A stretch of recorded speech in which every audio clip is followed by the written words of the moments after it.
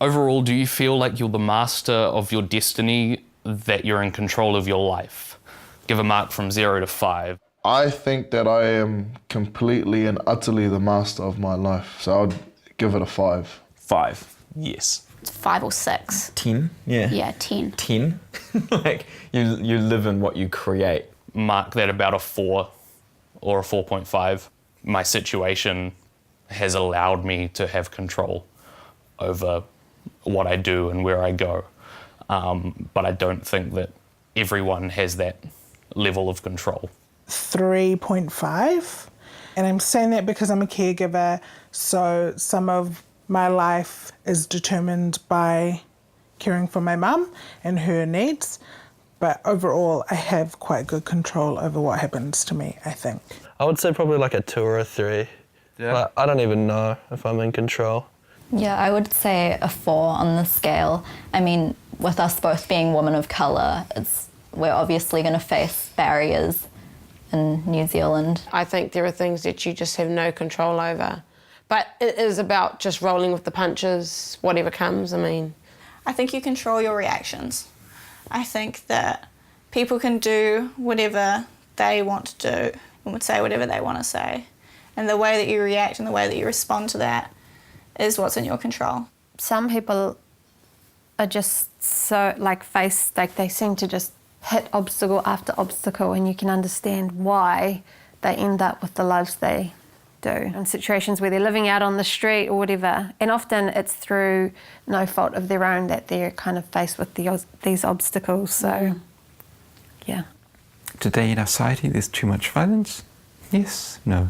I don't really know how to iterate on this much, but yes, I think there's definitely too much violence. Yes, because I guess all violence is pretty bad, and if there's some, then that's too much. Yes, well, the stats say so. But have you ever done a stats comparison with violent stats from like the 50s or whatever? No, I guess I haven't. So what's your point of reference if you were to say that there is too much violence? For the utopian dream that I wish we could be, yes, there is too much violence. But is it any more violence than we are used to? I don't think so. Some things like on social media with bullying or things like that, I think I would class that as violence. There is more reporting of violent crime than ever before, but the actual statistics are that there's less violent crime in society, which is pretty crazy because looking at the media, you wouldn't think that. I feel like if you took all of the coverage we have today and smacked it back into shit like, 1950s America, when there was a whole kind of lot of racial tension, that would blow everything out of the water that we've got now. If you could see some of the shit that was going on back then, or even wartime 1940s over in Europe, like insane. Violence is nothing new. It's just how we're portraying it. Like, I feel like probably in like the 60s and 70s, it was like completely acceptable to smack kids in school. You were allowed to smack your own kids. Straight. So I feel like there's probably less violence if you're thinking about it on that level. Would you actively participate in a national protest against those in power if it happened tomorrow? Tomorrow, really? Yes or no? Tomorrow, let me check my schedule. No. I would love to. It's on my bucket list, just to Participate in a protest. be in a riot or a protest. I really would love to do that. Fight the cops and, chuck rocks and loot. I wouldn't participate. Probably yes. Yeah. We have gone to protests together before. I have and I will continue to. If it was something I was really unhappy about, yes. Yes, I would if I believed what was being, why the protest was happening. Yeah, I would if there was something that I felt needed to be changed and I could help contribute, then I would, for sure. Absolutely, yes. Yes, I think I would. And I'd be front and centre. The way the fuel prices are going, I could maybe be convinced to go on a protest about fuel. Yeah. It depends what we're protesting. I quite like our government at the moment. I think Jacinda Ardern's doing great things for New Zealand and for young people in New Zealand as well. I feel like no, because I really like our government. My support actually lies with Jacinda Ardern as our Prime Minister, because I think her focus is on kindness and humanity and not on money and power, and I think that's really important.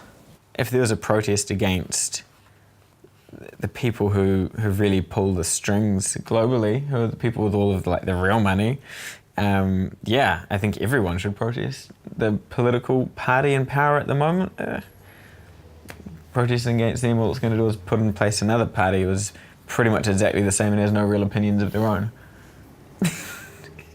What are the 3 issues you worry most about? There's a lot of issues here. Okay, quick fire. Getting a job, spending power. The recession, taxes, immigration. Access to housing, the educational system, insecurity. Oh no, this is all anxiety. Environmental issues, the health system, pensions, public debt, nuclear power, tax havens, poor neighbourhoods, none of the above. Okay. Oh my gosh, just 3? Environmental issues is a pretty big thing. Environmental issues, definitely. And environmental issues. Environmental issues because we are killing our earth for a profit. If the environment is screwed, we'll all be screwed, so that concerns me. The Kiwi way of life is to be outdoors in nature. Beaches are a thing, you know, like barbecues and going outside, going for tramps and walks, and we're always surrounded by green. But if you took that away from me, that freaks me out. The rate of degradation that the world's going through, there's not going to be a lot left for my kids and, you know, my children's children. But I think it's our job or our generation's job to kind of think forward to working towards a kind of healthier environment. The second one would be access to housing. Like personally, I'm kind of like scared if I wouldn't be able to buy a house. Access to housing. Access to housing, I think everybody should have access to a house or shelter of some sort. And obviously there is a housing problem in New Zealand and in Auckland. It's basically like confirmed if you're under, I think, 25, you won't buy a house in New Zealand just because by the time you make that money, the house prices will inflate even more. I'm part of that generation rent. It's like a big thing, and so I'm keen to see like laws that kind of like support renters.